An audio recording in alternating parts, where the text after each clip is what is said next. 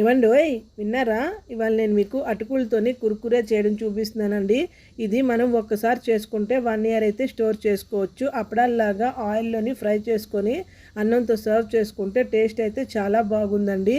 దీనికోసం నేను 3 గ్లాసుల అటుకుల్ని కడిగేసుకొని కొంచెం వాటర్ వేసి ఉంచుకున్నాను ఒక 1 అవరు.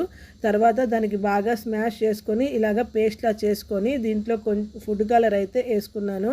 మనకు కావాల్సిన ఫుడ్ కలర్ వేసి బాగా కలిపిన తర్వాత అలాగే సాల్ట్ ఇంకా వాము వేసి బాగా కలుపుకొని జంతికల గొట్టంలో వేసుకొని నేను చూపించినట్టు జంతికల్లాగా వేసుకుంటే ఈవినింగ్ వేసేసుకొని నైట్ అంతా గాలి కింద పెట్టుకొని మార్నింగ్ ఎండలో పెట్టుకుంటే 2 డేస్లో అయితే ఎండిపోతుందండి.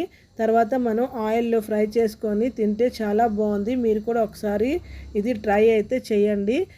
మీకు కావాల్సిన షేప్లోని మీరు డిజైన్లో అయితే దీనికి వేసుకోవచ్చండి. ఇక్కడ మా బాబు ఇక్కడ అన్నీ వేసి మీకు చూపిస్తున్నాడు కదా, ఇలా మీరు వేసుకోండి. ఒకసారి ట్రై చేసి ఎలా ఉందో నాకు కామెంట్ అయితే చేసి చెప్పండి.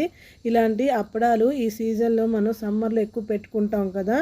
సో ఇంకా చాలా వెరైటీలు నా ఛానల్లో నేను అప్లోడ్ చేస్తాను. చూసి ఎలా ఉన్నాయో నాకు కామెంట్ అయితే చేసి చెప్పండి. అలాగే నా ఛానల్ని లైక్ చేసి షేర్ చేసి సబ్స్క్రైబ్ కూడా చేసుకోండి.